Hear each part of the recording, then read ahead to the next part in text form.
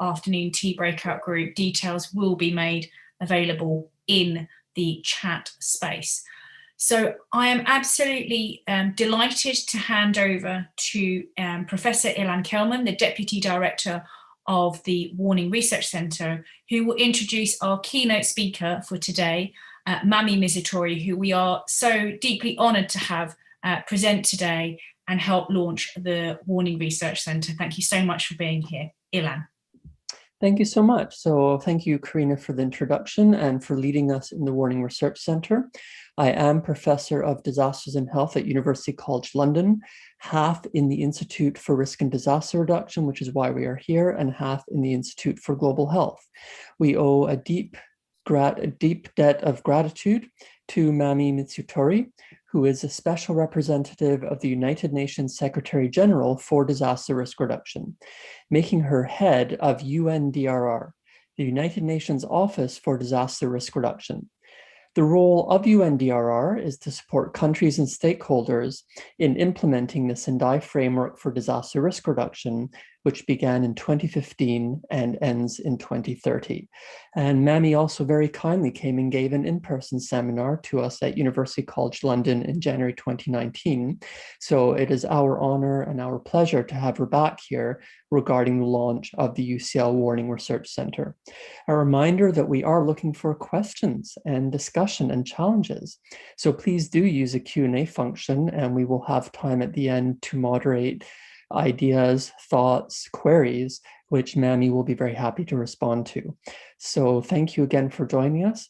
Please go ahead and we will ask Felice to please start sharing the slides. Thank you again, Mami, for joining us. Well, thank you very much, Professor Kelman, for your kind introduction. And thank you very much for inviting me, Dr. Fernley, to give a keynote speech on the occasion of launching the UCL Early Warning Research Center during the 11th IRDR annual conference.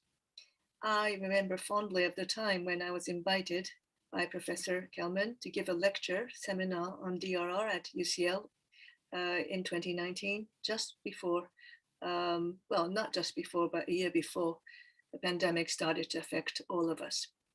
And I'm delighted to come back to the vibrant campus of UCL, albeit virtually this time, and taking off my UN hat for a moment and putting on my Japanese hat.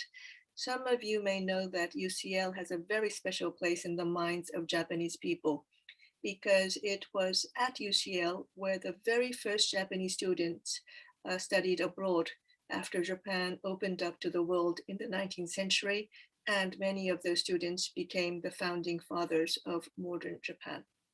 So Japan owes a lot to UCL. Now, with my UN hat on again, I was listening this morning to Dr. Fernley's wonderful presentation on why warning matter. So much ground was covered in the presentation and the excellent panel discussion that followed. And I hope my speech can be a good complement from the viewpoint of the UN agency mandated with disaster risk reduction. In celebrating the establishment of your research center, let us first look at the strengths and challenges of early warning, early action systems. Many points were already raised this morning, but I'd like to go over them again because they're quite important. So over time, early warning systems have proven to unlock tremendous life-saving possibilities. It is employed by governments, villages, and communities, and of course the UN system from global to hyper-local levels. It is scalable. It should be inclusive of the needs and capacities of everyone if well designed, and can be linked to anticipatory action and other no regrets funding measures. Early warning system can also function as ways to bring together different stakeholders. We know of, for example, how early warning systems are involving the private sector in terms of data analysis and even setting up the systems and allowing partnership with the private sector to be established. These are the strengths that we know of, but then you have the challenges as you see in the slide. And the most relevant challenge with early warning system from the perspective of UNDRR is that they should include measures that move us towards disaster risk reduction and away from focusing on reactive response. And for this to happen, when we invest in early warning systems, we should do so while also making efforts to exhaust all other attempts to reduce risk, prevent, mitigate impact, and transfer residual risk. By positioning early warning systems adequately, it can work as a very important gateway to risk reduction by unlocking social and behavior change. Warning is an excellent way to open the door to conversation with and amongst communities and governments about what is possible, practical, and realistic in risk reduction. And if we fail to include in this dialogue the parties who create risk and those who would suffer most from the impact of disasters, early warning can create the impression of being quite isolated and top-down. Early warning systems should not be based on a single hazard model, and a major growth area would be to develop warnings related to non-natural hazards, including biological hazards and risks that have social dimensions. We encounter risk daily, and we are surrounded by risk. It's quite overwhelming. The nature of contemporary risks is that they are systemic and complex, like this very crowded slide is showing you. Sadly, it is human nature to procrastinate over things that are complex or for which informed decisions are difficult to make. We are very good at shifting responsibilities, but we need to be aware that no decision is risk neutral. Reducing or increasing risk is the result of decisions that we make, and unfortunately, drivers of risk are increasing. Climate change is currently the #1 exacerbator, #1 driver of disaster risk. And over the last 20 years, there has been a doubling of extreme weather events, such as storms, floods, heat waves, and drought, which, in addition to their death tolls, have disrupted billions of lives and caused ever-increasing economic losses. Here, early warning systems are critical to saving lives and property when disaster looms.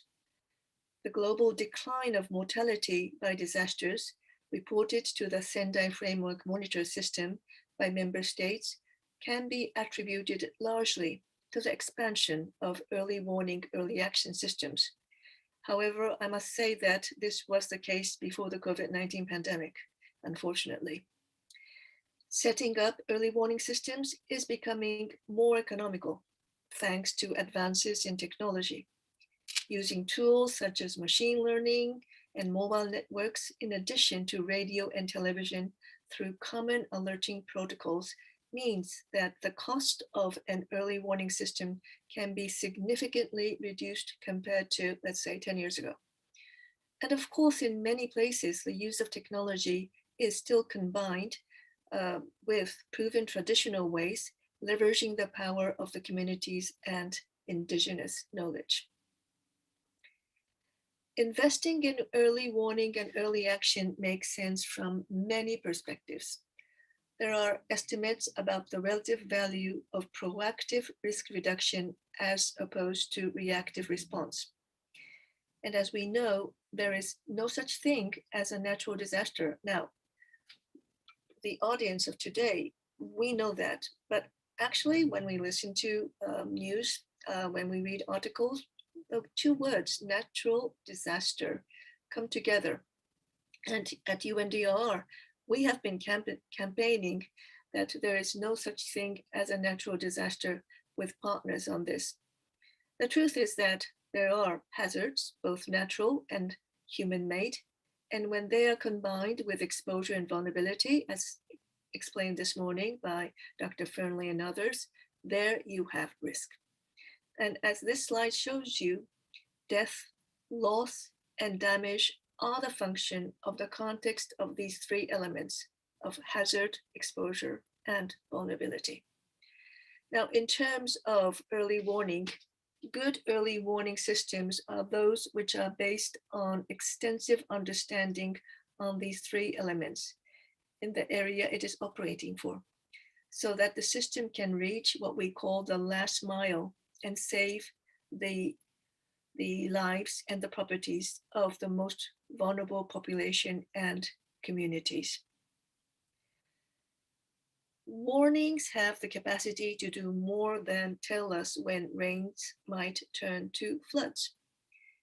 They can tell us when forest humidity reaches dangerous levels, or when health systems become under-resourced to manage major pandemics, or when commodity prices threaten export viability of key crops, or when pollinators are under threat.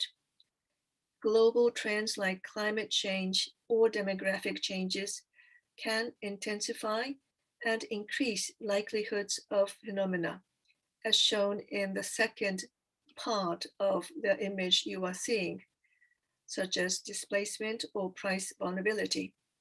And when these risks compound, they can lead to multiple systemic failures, including food insecurity, forced migration, and even civil unrest. Warning thresholds for any of these phenomena are useful because we live in a world of cascading impact. Not only could early warning systems give alerts to potentially catastrophic effects, but they would also support early action to protect us from the failure of many systems. Now, the accuracy of hydromet forecasts and the quality of seismic warning tools is impressive, but we will never be able to fully predict the future. Science is indeed improving every year, and areas including warnings for non-hydromet hazards are an exciting growth area, and one I know that is part of the set of goals of your new research center. This is extremely important and useful work. And how can we further improve the use of existing resources, including data and tools? Needless to say, we need to connect warning to action. This may seem obvious, but we know that it is not always the case in reality. To this end, it is essential that early warning systems are complemented by risk communication. All too often, we face the last mile challenge where early warning information existed, but warnings were not acted upon. Warnings need to be communicated so that governments, districts, private business, and households understand the nature of the risk they face, and can take clear, informed decisions and actions at their respective levels. Ideally, these decisions and related actions need to be focused on preventing disaster rather than responding when lives and livelihoods have already been lost. Finally, as the chart on the right-hand side of this slide shows us, the type of hazards that we are exposed to are truly multiple. This was also emphasized by Dr. Fernley this morning. So, early warning systems must also reflect this. We can save lives if we apply existing risk information to inform issues such as building codes, land use planning, and the enforcement of risk-based safety standards, and actually all measures that lead to disaster risk reduction. Currently, our thinking of early warning is focused, could I say, more on getting ahead of the hazard and increasing the speed and efficiency of reactive measures. It's important, but early warning system has further potential to contribute to proactive disaster risk reduction measures. Let me give you an example. Consolidated early warning data and information from various sources, when combined with good systems for application, This is key to protecting loss and damage of sectors such as agriculture from extreme hazard events. The UN Office for Disaster Risk Reduction, UNDRR, we convene partners and coordinate activities to create safer, more resilient communities. We are, as Professor Kelman kindly introduced, the custodian agency of the Sendai Framework for Disaster Risk Reduction 2015 to 2030. We are the custodian agency within the UN system, and we support all UN member states and, importantly, all stakeholders to implement the Sendai Framework. Many of you listening in today might be aware of what the Sendai Framework is about and its 7 global targets, including reducing mortality, affected people, economic loss, and damage to infrastructure by disasters. And while the success of the Sendai Framework in 2030 will be measured indeed by the achievement of these targets, I think it's very important to remind ourselves of the overall goal of the Sendai Framework, which you can read in the slide, but because it is so important, allow me to read it. Prevent new and reduce existing disaster risk through the implementation of integrated and inclusive economic, structural, legal, social, health, cultural, educational, environmental, technological, political, and institutional measures that prevent and reduce hazard exposure and vulnerability to disaster, increasing preparedness for response and recovery, and thus strengthen resilience. It's a mouthful, but that is the essence of the Sendai Framework. And the Sendai Framework is indeed a departure from previous ways of thinking about disasters and disaster risk reduction. How so? There was a paradigm shift from disaster management to disaster risk management, a shift from ex post to ex ante. It is a people-centered preventive approach to disaster risk reduction. And while the primary responsibility to implement the Sendai Framework resides among the states, it is a shared responsibility with all stakeholders to implement Sendai Framework and make disaster risk reduction a reality. It's a what we call all of society approach. And the scope of the document includes slow onset, man-made, and biological hazards. We need to remind ourselves again, in 2015 already, the member states who had experienced SARS, MERS, Ebola, and the WHO, they really pushed for biological hazard to be put into Sendai Framework. And we were talking about the next disaster pandemics, and we are in it right now. Now, I would like to give you a sense of some of our work in the area of early warning. Our regional office for Africa is engaged in an early warning project to collate global flood data, eventually to be connected to national data sources, and is working in partnership with the African Union Commission to develop a continental situation room. Over time, this will incorporate more types of risk information and enrich exposure and vulnerability elements. And this part of working with the AUC is very important because, as we know, disasters do not respect borders. We are also working with individual countries in the continent, for example, in Malawi on food risk mapping and warning, and in Ethiopia on wildfire warning systems.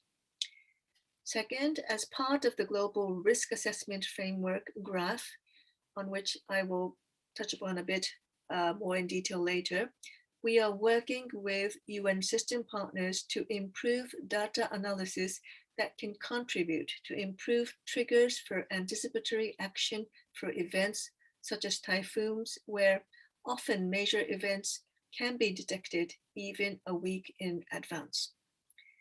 Third, UNDRR also participates, supports, and collaborates with a number of global networks working directly on early warning and anticipatory action, including CRUISE, which is the Climate Risk and Early Warning System, and REAP, the Risk-Informed Early Action Partnership. Fourth, as part of our work with the global risk science community, and the importance of science was, of course, much focused on in this morning's debate, we are in partnership with the International Science Council, the Integrated Research in Disaster Risk Reduction with its headquarters in Beijing, and RISCAN, among others.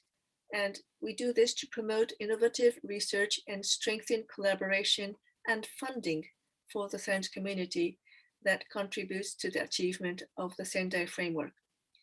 Last year, in partnership with the International Science Council, we published an updated Sendai framework aligned hazard definition and classification report, which benefited from many academic contributions, including by Dr. Gianluca Pescaroli of UCL. Some of the specific themes of our engagement, UNDRR's engagement in these partnerships include promoting effective dialogue and cooperation between the scientific and technical communities and practitioners, enhancing the quality and accessibility of research to promote effective decision-making, especially by governments, advocating for increased investment to finance environmentally sound technology, science, and inclusive innovation and information sharing. And we are doing all this with the firm understanding that the risk science community is a crucial stakeholder in implementing the Sendai framework. And in a nutshell, our partnership with the academia and science is so important in order to support evidence-based disaster risk reduction. If it is not evidence-based, we cannot convince anyone about the importance of disaster risk reduction. In this context, the Sendai framework has 4 priorities for action, and the very first priority is to understand the risk that surrounds us in all its dimensions. However, despite global technological advances in generating risk information, many countries still face challenges in making the necessary information accessible and usable to decision makers. In particular, many countries lack a risk assessment approach that allows these countries to understand the systemic nature of risk. This is why, as the United Nations focal point agency for DRR, we have designed the Global Risk Assessment Framework, GRAF, as a long-term service to UN member states and UN country teams on the ground. The aim is to strengthen the capacity of national and subnational partners to generate, disseminate, and apply risk information into their plans, and to facilitate access and use of systemic risk information to support resilient development, humanitarian action, and public and private investment. We are currently in the process of piloting GRAF in several countries, and we hope that it will be used and adopted by many countries in order to understand the complex but much important systemic nature of risk that we are surrounded by. UNDRR also publishes the Global Assessment Report for Disaster Risk Reduction every 3 years. This is the UN flagship publication on risk and resilience, and it provides a global snapshot of the status of the art of understanding and managing disaster risk. Just last week, on the World Day to Combat Desertification and Drought on the 17th of June, we published our first special report of the GAR. And this one focused on drought risk so that we can understand this complex disaster risk better and we can take proactive risk reduction actions to tackle drought. We believe that drought has the potential to be the next pandemic due to its severe, but still seriously underestimated impact. And that is why the special report was on drought. The last, most recent GAL report was published in 2019. It focused on systemic risk before it became a reality under COVID-19. And the next GAL report will come out in 2022, next year, May, at the global platform, the Global Conference for Disaster Risk Reduction, which will be hosted by the government of Indonesia in Bali. These reports are the product of inputs from schools of scientists, researchers, practitioners, and governments, and we are very grateful for the input of several members of UCL, including Professor Ian Kelman and Professor David Alexander. The UCL Warning Research Center launched today is the only dedicated research center in the world looking at early warnings.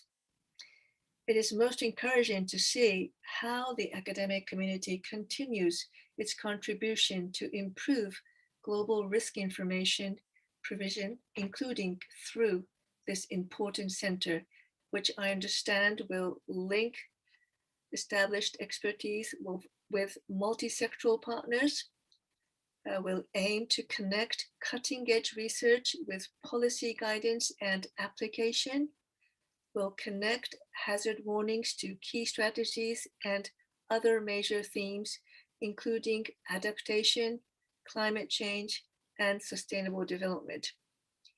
As Professor Kelman already mentioned, I do look forward to a discussion today with all of you to see how, working together, we can better focus the next generation of thinkers and practitioners in disaster risk reduction, leveraging this most important center.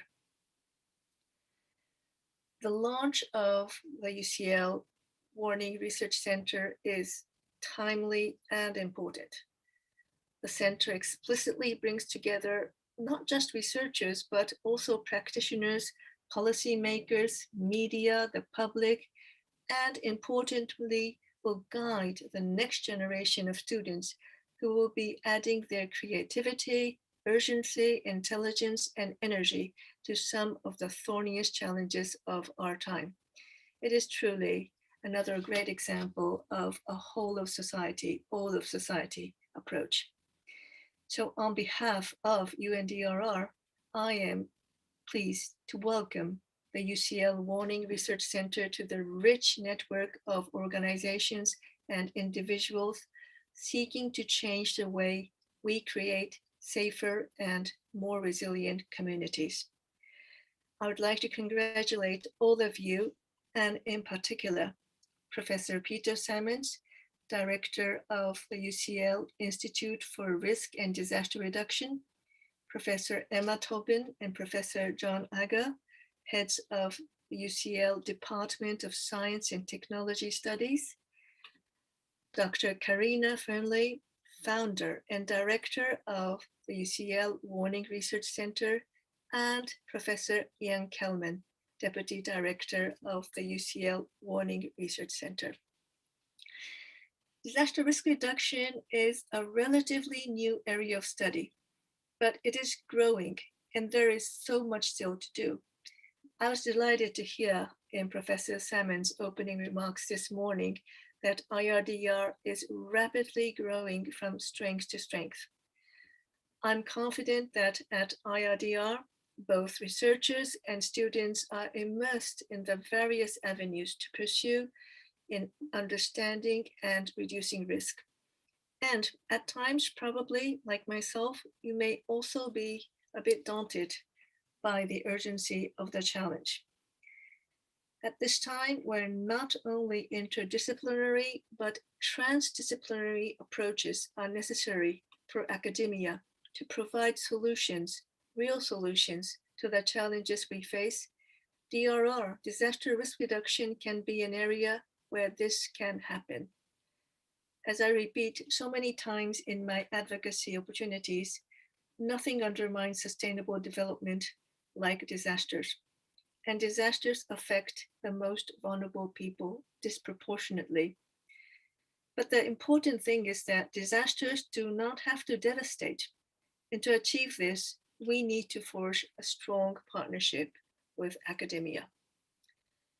4 years into my post, one thing that I have been contemplating recently is what can UNDRR and myself do? What can we do in order to further enhance the status of the studying and research of disaster risk reduction?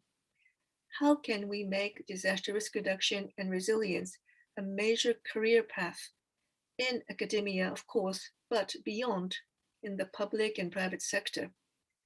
For me, this is very important, not least because in this world of multiple hazards, systemic risk, and cascading impacts, we need to make all our decisions at all levels and sectors risk informed. But this is not happening yet. And that is why we are experiencing devastating disasters one after another and simultaneously in many instances. We need to change this. And the only way to make this happen, to my mind, is to mainstream the study and research and application of DRR science and to make building resilience a commodity, a career for all. I once again congratulate the establishment of the UCL Warning Research Center and look forward to working with you to save lives and livelihoods. A warm, warm welcome to the newly born UCL Warning Research Center. Thank you very much. Thank you so much, Mami. So kind, and really delighted to have these words and the incredible support which you're providing. I also an apology to everyone. Mami was right and I was wrong. You actually did come to London in January 2020, so it was right before the pandemic. And we hope that there is no correlation between our interaction and global disasters. But it was wonderful to have that room full, and you provided so much inspiration, especially the time that you then spent with our students afterwards, which really leads directly to what you closed with about the next generation and careers. We have a huge cohort of over 70 master's students who have done most of their coursework and are now working on their dissertations to go into the wide world of employment as of September, at the same time that we are starting a new bachelor degree in global humanitarian studies. So in 3 years, we're going to have a wonderful cohort of youth coming out of university looking for humanitarian disaster careers. What advice might you give to all these students who are saying, I've done the degree, I'm now eager to get into the field? How do they do this? I think the word that you used in a different way, but field is very important.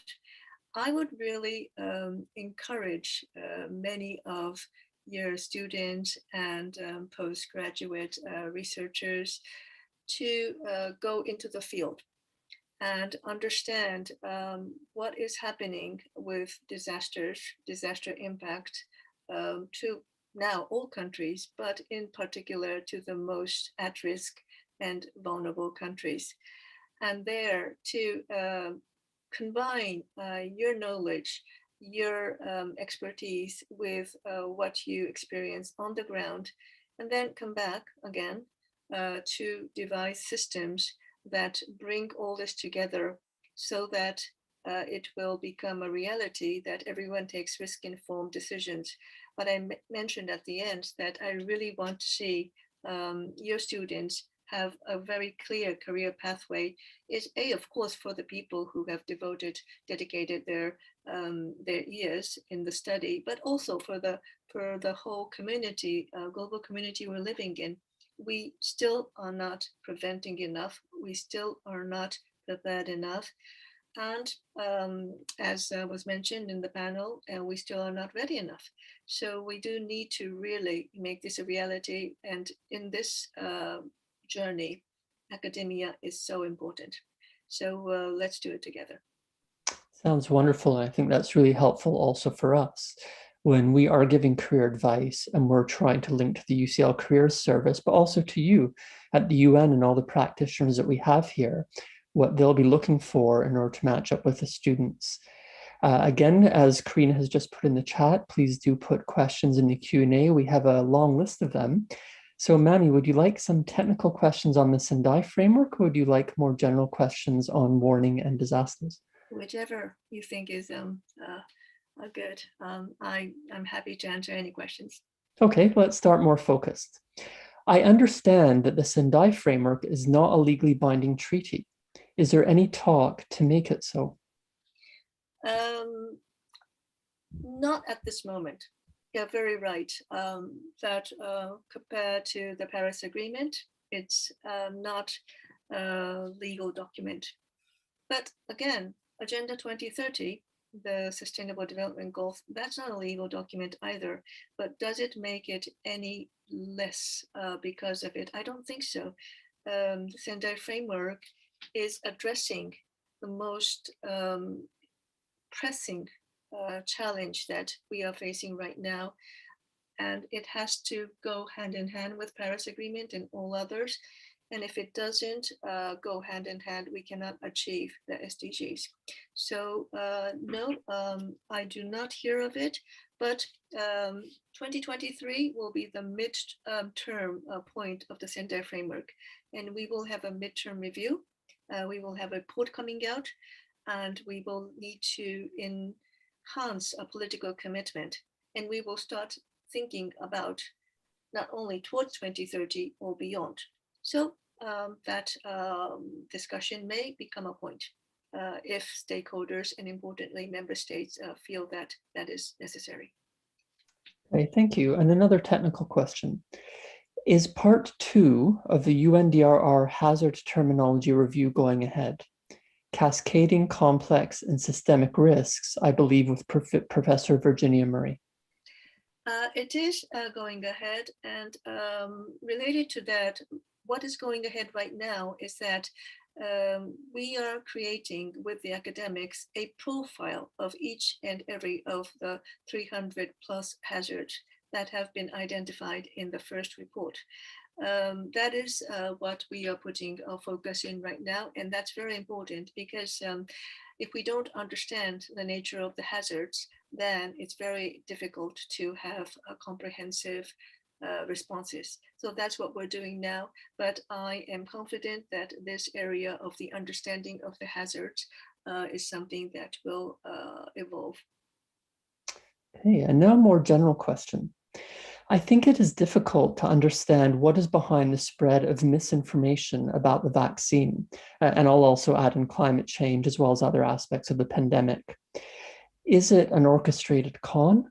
Is it just false beliefs that are quickly spread? I guess that I'll interpret the overall question is, what do we do about misinformation, disinformation, and abuse of information within the disaster risk reduction realm? Well, it's a very important question, isn't it? Because during COVID-19, and even before that, around climate emergency as well, we have been exposed to a lot of misinformation, disinformation. So the UN started a campaign called Verify.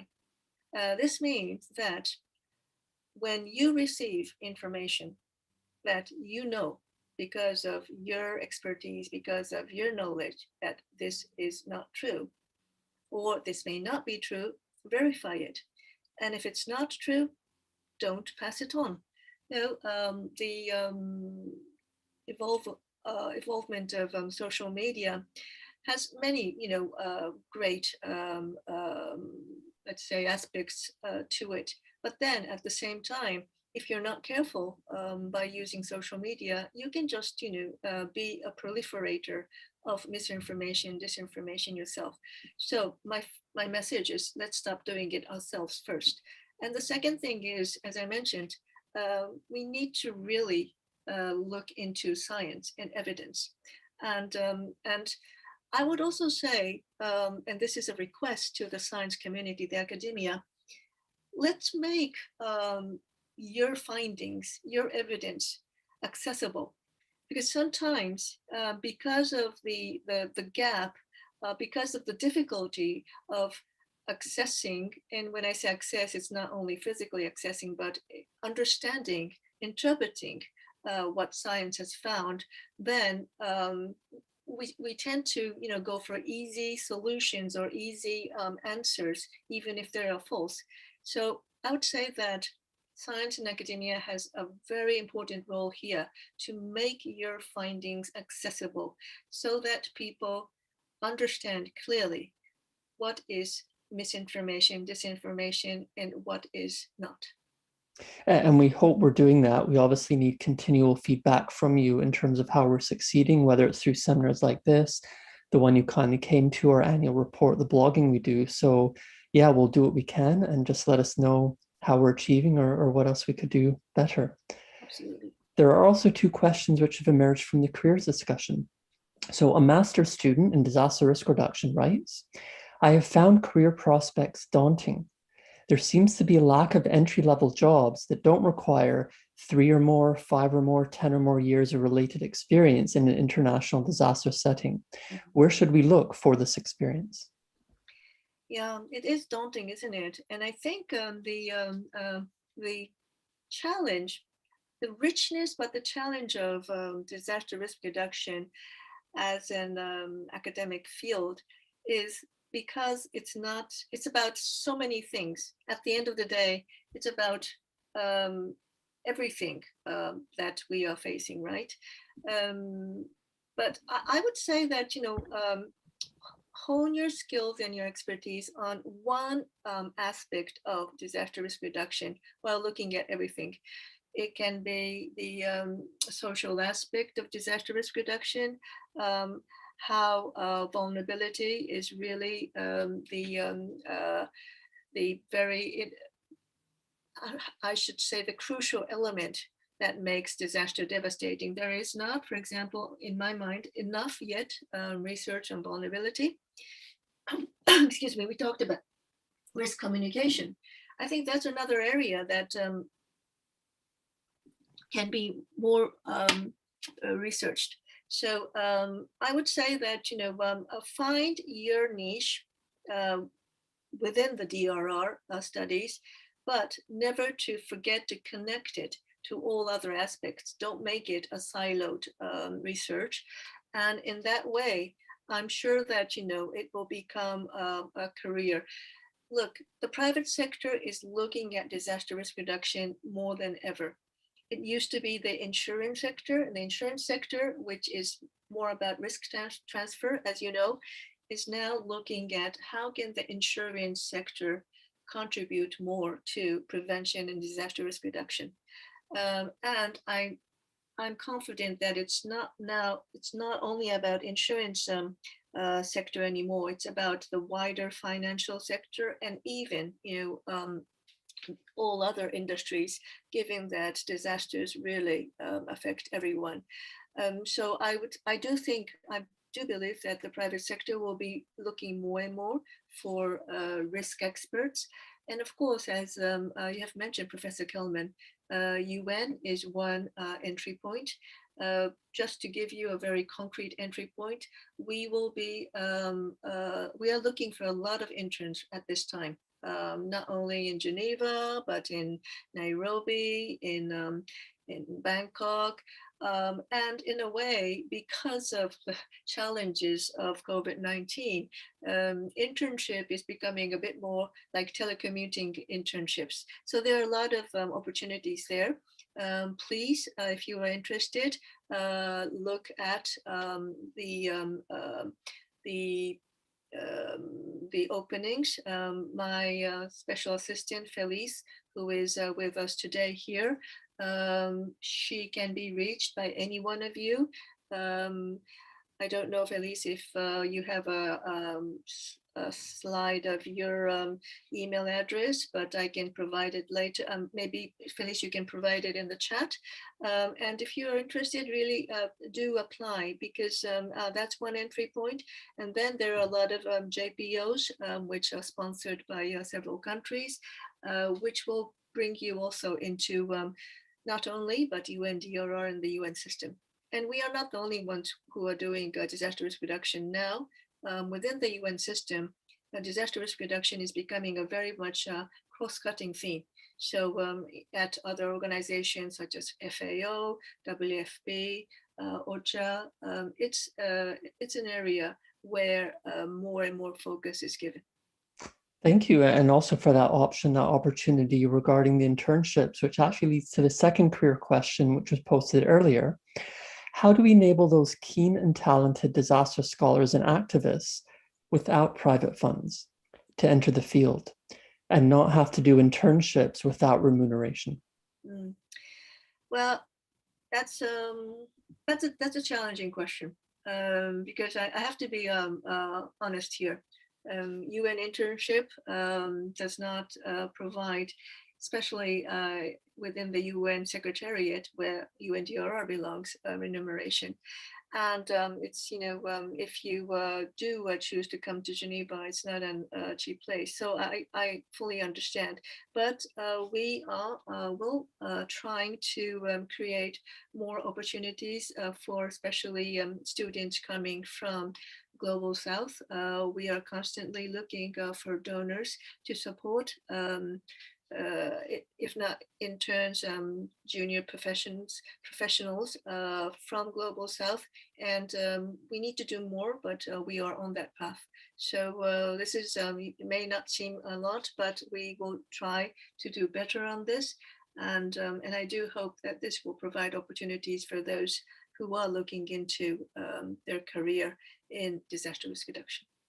Okay, thank you. Now to pivot it back to warnings, which is really the reason we're here, how could international cooperation, particularly for South-South cooperation, support regional early warning practice? So, as I mentioned, we are already working with the African Union Commission in order to create an African continent-wide early warning system, but also in the sub-regions as well.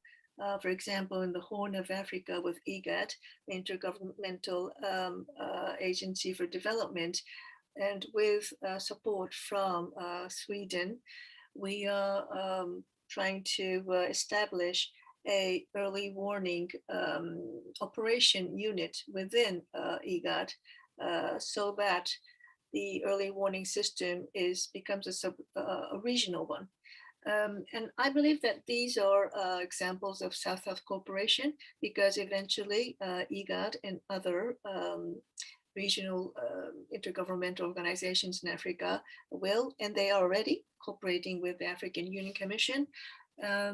So it is happening, and it is one of the, I would say, areas where South-South cooperation can really be effective, because as we know, disasters do not respect borders, and if the early warning system stops at the border, then it's not effective, as we all know.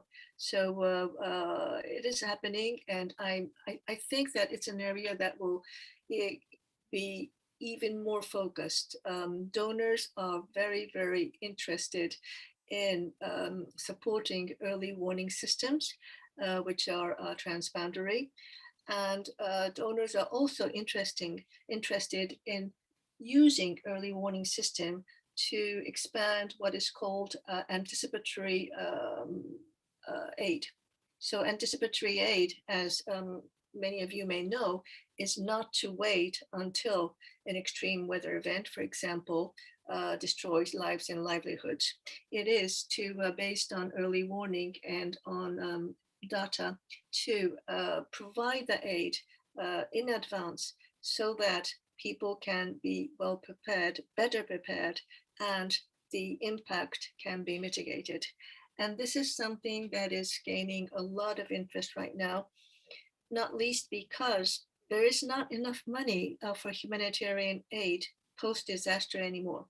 So many disasters happening all over the place that with all the generosity of donors, the gap between what needs to be provided and what is provided, this is getting bigger and bigger.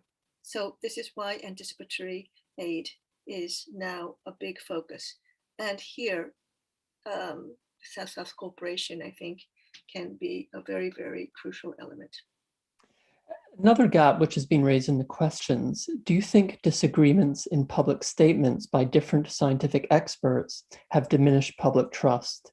And perhaps maybe comment on that specifically when warnings are given and when different scientific experts disagree in public about warnings. So I don't know exactly which example this question is the person who asked the question has in mind, but the short answer is it could. But I think what could be the solution is that if we have better data around disaster risk, then the discrepancy among experts can be less. The issue that we face is that we do not still have enough data around the hazard, exposure, and importantly, the vulnerability. And when it comes to disaggregated data by gender, by sex, by income, or other elements, there is very, very poor data. So if we can all bring our force together to have better data, then better analysis, evidence-based analysis will be done. And I believe that that will lead to narrowing the gap, the difference between different experts, and that will definitely help. Which actually leads directly to the next question. Do you see any move to engage more fully with sexual and gender minorities during disasters, and ideally in whatever framework replaces Sendai? This group has been excluded from the Sendai framework, but multiple pieces of research have shown that they experience a greater level of vulnerability during these events. So I don't agree that Sendai excludes these people because Sendai is a people-centered document. Sendai is a whole of society approach. The word not to leave anyone behind is not in Sendai because it was later created during that year when other agreements were negotiated. However, the seed of this was created in Sendai when Sendai became a people-centered document and when the vulnerability issue became very focused. And absolutely, the issue of the minorities and let's say the people who are most vulnerable, whether by gender or whether by the sex or whether by people living with disability or indigenous people. This is front and center in what we are doing. And if it hadn't appeared so yet, then we have to do a better job. But to assure you, we just concluded our strategic framework, UNDRR strategic framework from 2022 to 2025, in which we have agreed that gender equality will be mainstreamed in every part of our strategy. But it's not only about gender, it's about inclusivity, bringing in all the minorities into this. And the other thing that we really promote is that when we work with governments so that they have their national platforms for disaster risk reduction and their national strategies for disaster risk reduction, what we emphasize most is include the minority, include the vulnerable people, make their voices part of your strategy, and also make them part of the implementation of the strategies and policies around disaster risk reduction, unless it is not an effective policy. What would you say is a one key takeaway that governments can apply from the global risk assessment process? And I'll add, does it relate to warnings?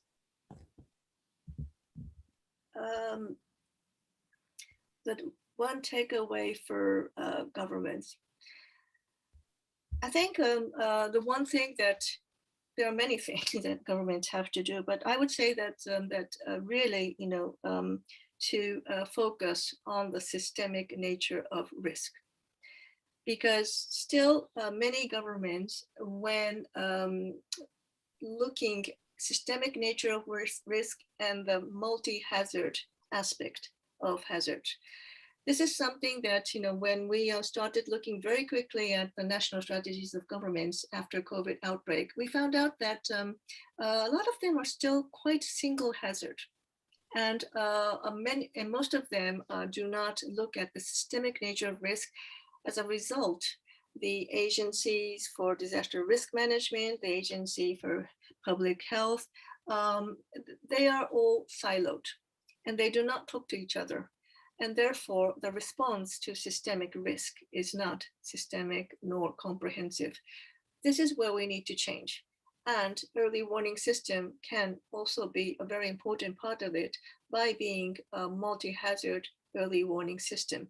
And I think this is the most important lesson, let's say, that we've learned from COVID.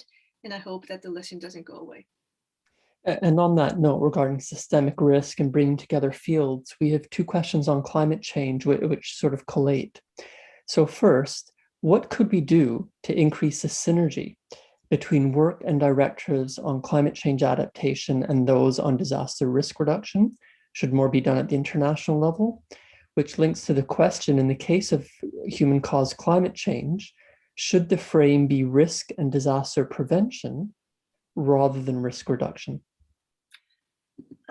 So very interesting questions. Yes, we are we are enhancing our work on what we call the coherence between disaster risk reduction policy and climate adaptation policy. At the global level, within the UN system, we are working very closely with UNFCCC so that these two policies, which have a lot in common, are coherent, but importantly, that climate adaptation policies are risk informed. I think this is important. That's what we're doing at the global level.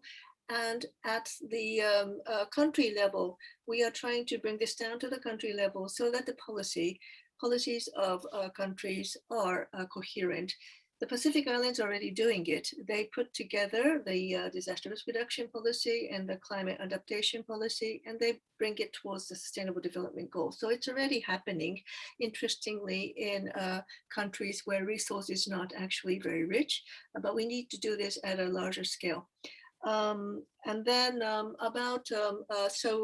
so Ian, remind me, so instead of disaster risk reduction, it should be prevention? Yeah, the suggestion was prevention rather than risk reduction. Yeah, I think that's a very good suggestion, because it's all about prevention, isn't it?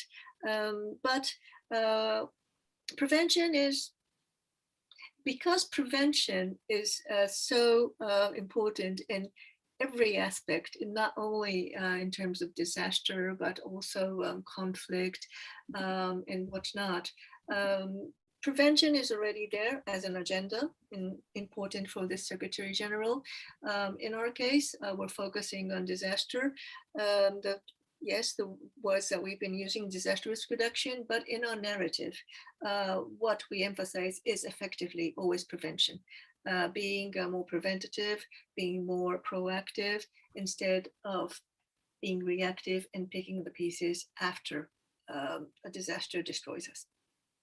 And final question, which apologies leaves 10 unasked, but please do continue in the chat and we can obviously continue outside this venue. So the final question, poor or poor capacity for disaster management and disaster risk management at national and local level is arguably one of the major drivers of disaster risk.